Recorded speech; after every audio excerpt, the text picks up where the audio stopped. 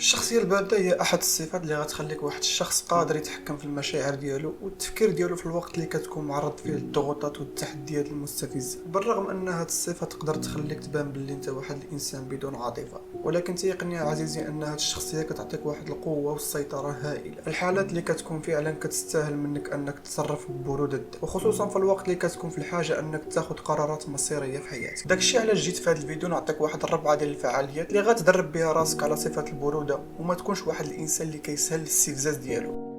الفعاليه الاولى، تعلم كيفاش تتحكم في المشاعر ديالك وما تخليش اي واحد يقرا. في بزاف ديال الحالات تقدر تتعرض لبعض المواقف الغير مريحه ولا المحرجه، والصراحه هذه المواقف كتكون جد محفزه للانفعال ورده الفعل السلبيه اللي كتجي منك، واللي كتخليك يا اما تسب الطرف الاخر ولا تبدا تدابز انت وياه جسديا. وهذا الشيء غلط، بل وغلط كبير، وما كيتوفرش في قاموس الشخصيه البارده. بدل من انك تنفعل وتبدا تسب وتضرب بوجهك حمار، خليك ساكت وبدل الوضعيه ديالك. مثلا الا كنت جالس وقف، والعكس كذلك، الا كنت واقف جلس، وخليك شاد الاعصاب ديالك وتنفس تنفس عميق، وفكر في نفس الوقت كيفاش تخلي الطرف الاخر هو اللي يبان بان حمق وبرهوش. وتيقني افضل حاجه ديرها من بعد ما يستفزك شي حد هو التجاهل، لان الا كان شي حد كيستفزك فالهدف ديالو هو انك تعصب ودير واحد ردة الفعل سلبيه اللي غتبينك ضعيف قدام. ولكن الا سكتي وتعودتي من الشيطان وبقيتي غير كتشوف فيه، هنا غتكون قلبتي عليه الطاوله وغادي يبدا يشوف فيك بواحد النظره ديال الاستغراب مخلطه بالخوف، لانك بكل بساطه ما بينتيلوش شنو كيدور من تحت راسك، ما خليتيش يوصل لذاك السيناريو اللي تخيلو في راسو. وهذا هو الجوهر ديال الشخصيه البارده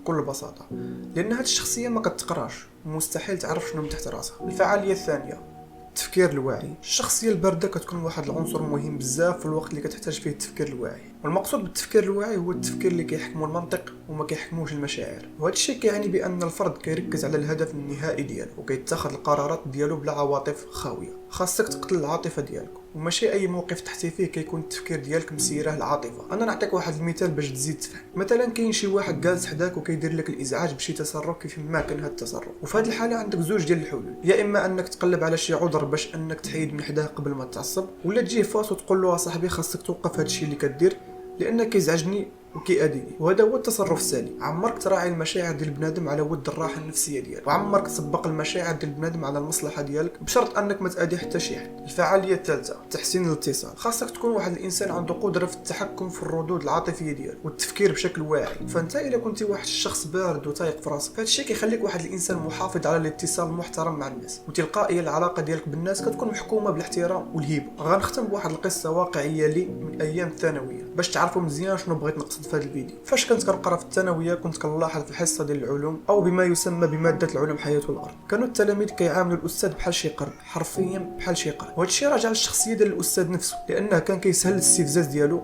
بحال مثلا فاش كيكون كيكتب على السبوره كيلوح عليه شي حد شي ورقه، فكيبدا يغوت ويدور ويقلب على شكون لاحه، وكيبدا الوجه ديالو حمار، والتلاميذ كيعجبهم الحال وعاد ما كيزيدوا يضحكوا عليه. وبحال هاد التصرفات كانت كتعاود كل حصه عند داك الاستاذ بالضبط. وعلى النقيض ديالو كان عندنا واحد الاستاذ ديال العربيه ما كيقدر حتى شي حد يتمل من عنده، كاريزما وشخصيه بارده وعمري شفتو منفعل. كان كيتعامل معاه بحال هاد المواقف بواحد البروده مقتوله، ما كتعرفش شنو هي الخطوه التاليه ديالو. هاد الشيء اللي كان كيخلي المشاغبين ديال القسم ما يديروا والو قدام. فلهنا وصلنا لنهايه الفيديو. الى استفدتي شي حاجه خلي لنا شي لايك معاك، وما تنساش معاك واحد ابوني.